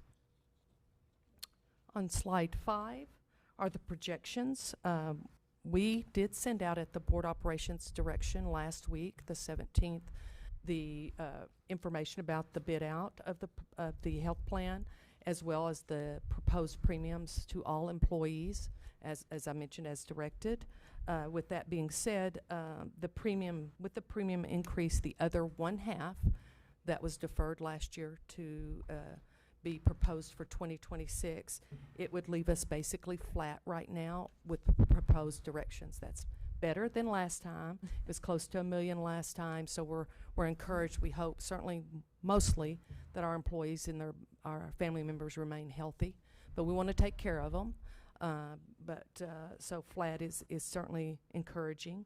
And then if we went to that maximum claims, if we had more serious claims in 2026, that could be another deficit of $3.5 million.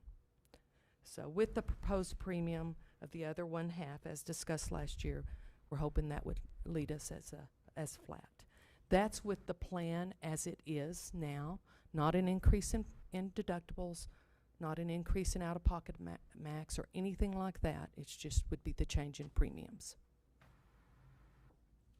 That's also with maintaining our extra things that the district has done for a number of years. That's the zero copay clinics, the zero copay prescriptions, the diabetic wellness program, the EAP, the free flu shots, all those additional plans that we do as a carve-out or extra aside. The next slide is the 2025 premiums at the top and the 2026 premiums. Again, no other changes. I'm sorry. Proposed changes. Proposed changes. Yes, I'm so sorry. Proposed changes, 2026 plan components, and you have the handout at the meeting. The next slide is the additional wellness programs I just mentioned earlier. You can see the wellness program.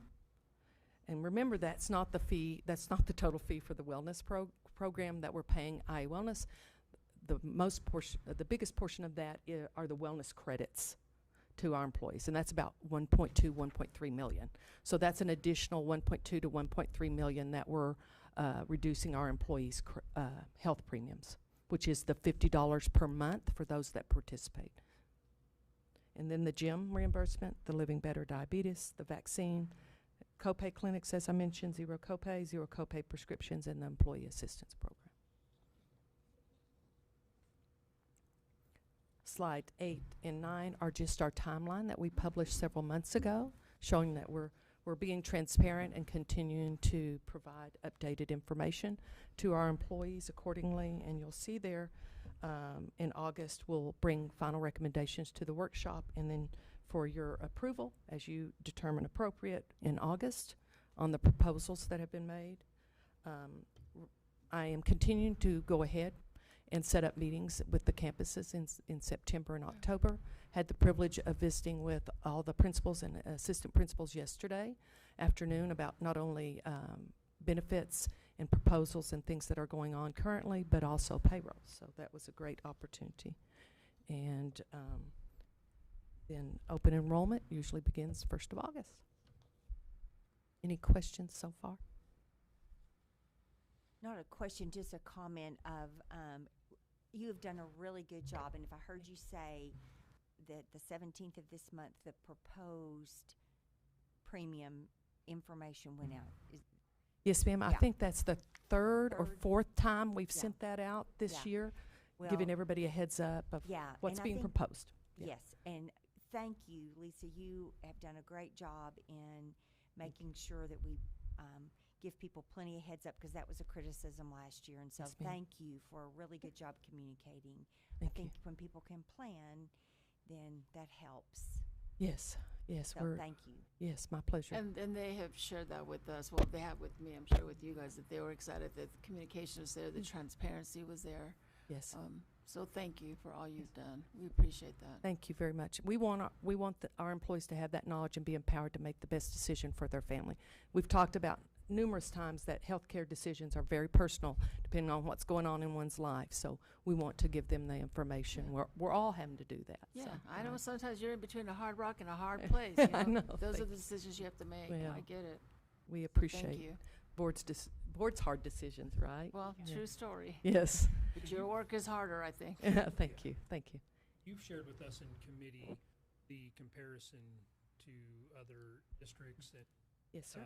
CRS plans, and can you, when we consider this next month, make sure we have that Absolutely. to share as we're considering that. I want to make sure, even though there's potential increase here, that we still are offering a value-based compared to other. Yes, sir.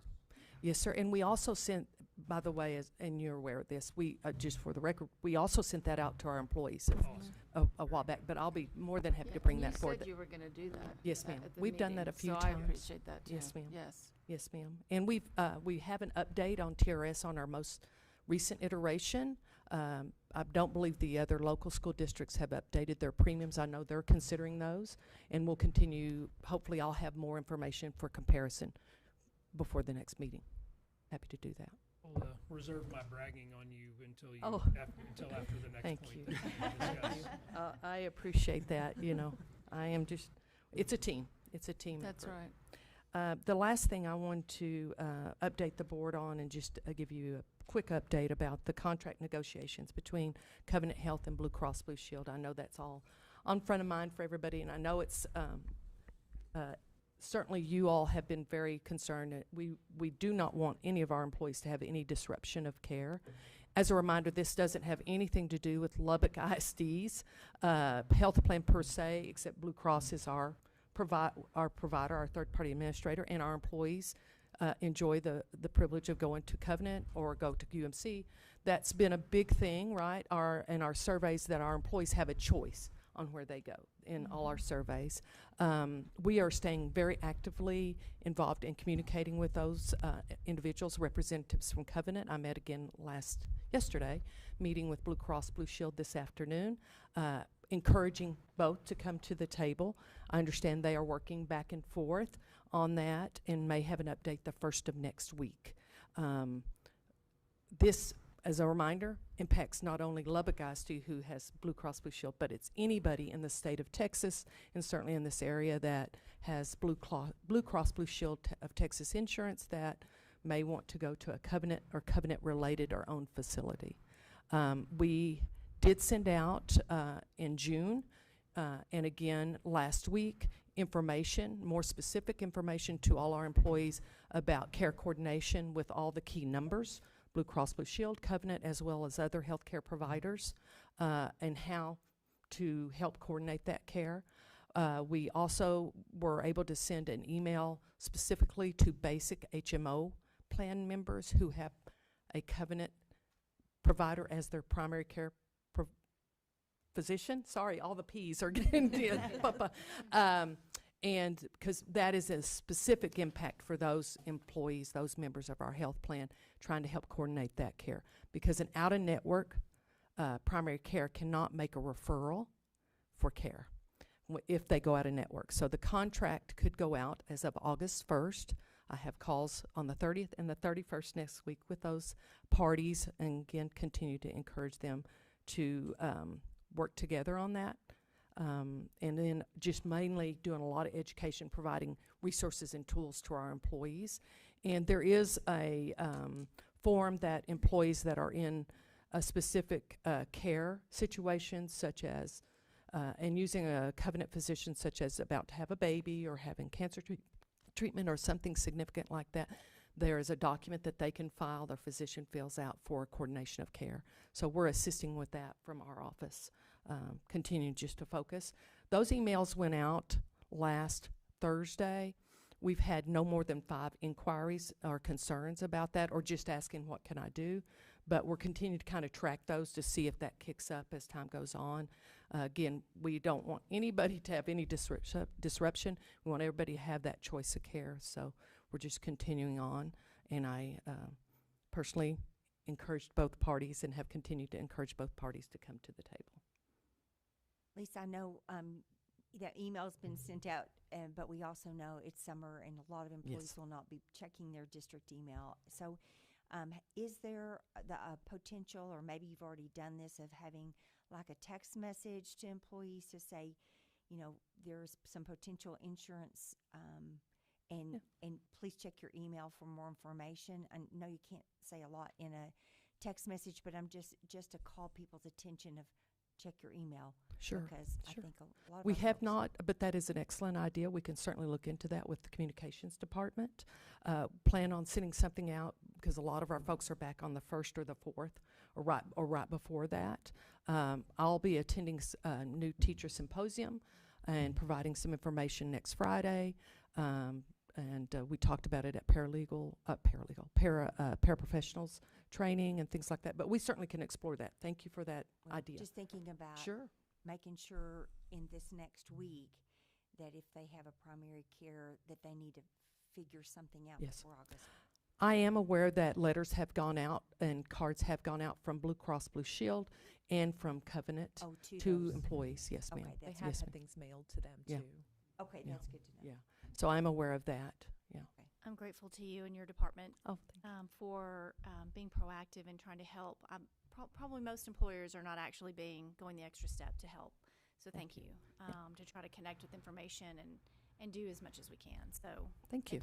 It's our pleasure to do that, and we know that is the right thing to do, and that's what y'all expect of us too. I will also add, we asked Lisa to, Ms. Thompson, to do a little bit digging in terms of research of how many potential employees this could affect, and I think the number's about 7% that we can 7-8%, track yeah. that have providers that are tied to Covenant.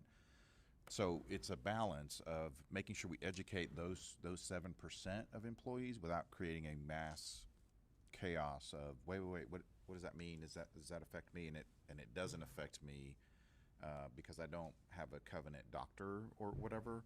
I don't get care from Covenant. But we're trying to be careful not to create mass confusion about the health plan and whether it's a problem with our health plan or not. Lisa's done a phenomenal job of being very clear and precise of communicating to our people is not our health plan, has nothing to do with our health plan, but rather two independent parties that are trying to come to an agreement. One of those parties is our representative. And so I think she's done a great job of making it simple language, because as y'all know, this jargon, the insurance jargon, can get kind of lost in words that, quite frankly, I think some of our people just don't really want to know and don't want to understand. They just want to teach kids and love on kids, and we want that, and we want to continue that. So we're trying to balance that. And so refining that communication, that text message, for example, would be good for us to send to that 7% that we've identified, and the HMO folks, so that we can make sure in the event that there is an unpredicted event that causes them to go, that they understand what's at stake when they do that. So Lisa, again, thanks for your, Ms. Thompson, thanks for your help with that and work on that. I would encourage you to consider a little bit bigger scope than that 7%, only in that obviously if the provider is a UMC physician's provider, primary care physician, they're going to refer to UMC, but all the independent providers doctors like a Dr. Shanklin or Dr. Tran Yes. or someone like that is going to, for higher levels of care, going to refer out. Potentially, those things could be referred to Covenant, which then is going to cause some additional delays if services are not offered because of the plan. And so, what I want to share a little bit from behind the curtain here is Jason Ratliff's opinion, not Covenant Health's opinion. I'm a glass half full guy. I really am hopeful we're going to get this thing resolved by next week. But also behind the curtain, I office right next to our executive director of contracting, who is the primary negotiator in all of this. And in Lubbock and the surrounding areas, there are just many, many employers that have Blue Cross Blue Shield. Yeah. I know of two that have weekly calls with Miss Lauderdale, and Lisa is one of them. And so for that, I want to commend you. Thank and you. just can't say enough about how much above and beyond you're going to serve Thank you. our staff. Thank So you. Thank you Thank for you. what you're doing. Sure. And I do want to follow up on, thank you. The primary care provider list, Covenant provider members were 208 employees, 208 members. So we did focus on those 208, giving them an additional information about HMO and those sort of things. So we are trying to really focus down and give everybody the information, and then very specifically those that it truly will impact, those folks that maybe need to be referred to an orthopedist or somebody like that, but they can't because of that PCP situation. So refer them all to us. We want to answer their questions, and happy to help. Thank you, Lisa. That's very confident and assuring. Oh, thank you. Thank you, ma'am. Any other? I want to Question? commend Lisa just on her diligence with not only this Blue Cross Blue Shield Covenant situation, but the insurance package that we're bringing to you next month. She goes above and beyond, and her relationships that she has built and her knowledge base have served this district very, very well. So we appreciate you, Lisa. Thank you. Thank you. My pleasure. Thank you. All right, that concludes the workshop portion. I do not believe we have a need for executive closed session again, so. I don't. No. Okay, so no closed session. We will move to adjournment, and it is 9:30 a.m., and this meeting is now adjourned.